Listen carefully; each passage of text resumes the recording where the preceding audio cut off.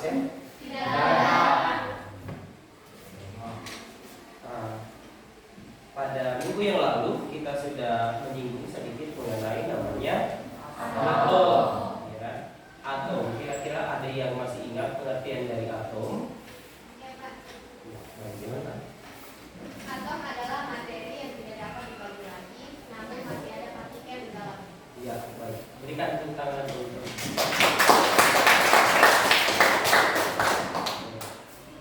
Selanjutnya kita akan membahas namanya itu adalah struktur atom. Karena dalam suatu atom itu akan ada namanya penyusun atom atau partikelnya. Ada yang tahu apa saja penyusun dari partikel atom? Saya, Pak. Proton, neutron, dan elektron. Bagus jawabannya.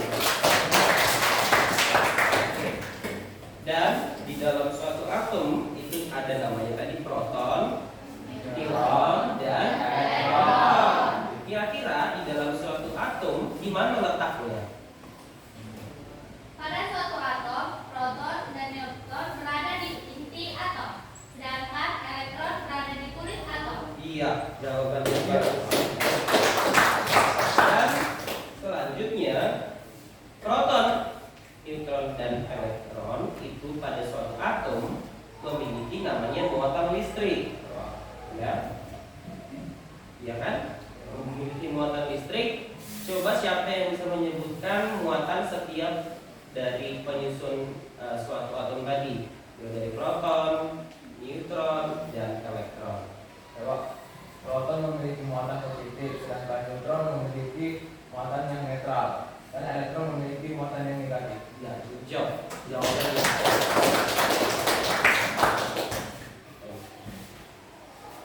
Untuk itu ada kira-kira anak bapak yang bisa menggambarkan salah satu bentuk dari suatu atom serta partikelnya. Ya, silakan. Digambarkan, Pak.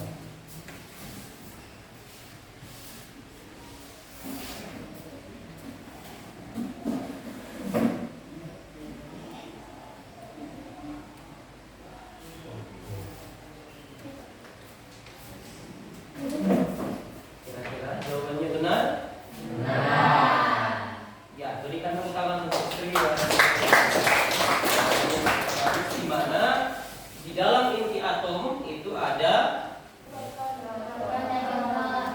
proton dan neutron. Sementara di kulit atomnya adalah elektron. Sampai saat ini kita masuk ke dalam namanya itu teori perkembangan atom. Sampai saat ini sudah banyak para tokoh yang mengembangkan itu namanya teori-teori atom atau teori-teori yang mengembangkan model-model atom. Ya, kira-kira ada berapa sekarang jumlah teori yang sudah diakui? Ya, Pak. Ya. Ada 5 teori, Pak. Ada 5 teori. Ya, bagi jawaban yang benar tepuk tangan untuk ini. Dari kelima teori itu ada bentuk dan nama-nama tokohnya. Siapa yang bisa menjawab Saya, Pak. pertanyaan ini? Ya, silakan. Dalam perkembangan teori atom itu terdapat 5 tokoh yang menggunakan model atom yang mereka usulkan. Yang pertama ada John Dalton yang mengusulkan model atom sebagai bola kecil yang tidak dapat dibagi lagi. Yang kedua ada J.J. Thomson yang mengusulkan model atom bisnis dengan elektron tersebar di dalam bola bermuatan positif.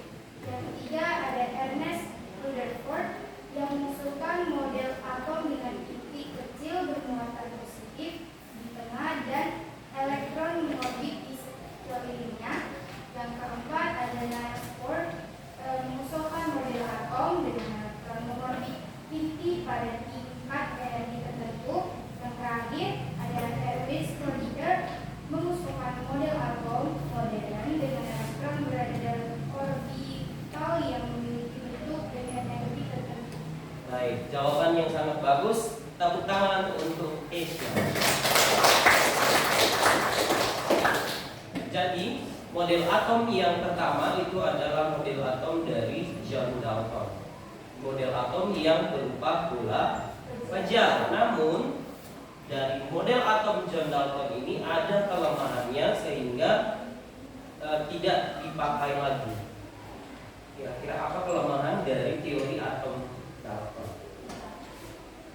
Tidak dapat menjelaskan adanya partikel subatomik seperti proton, neutron, dan elektron. Iya, karena benar, jawabannya sangat benar. Baik, karena model atom Dalton hanya menyatakan atom itu seperti bola pejal, tidak mengatakan adanya proton, neutron, dan elektron di dalamnya.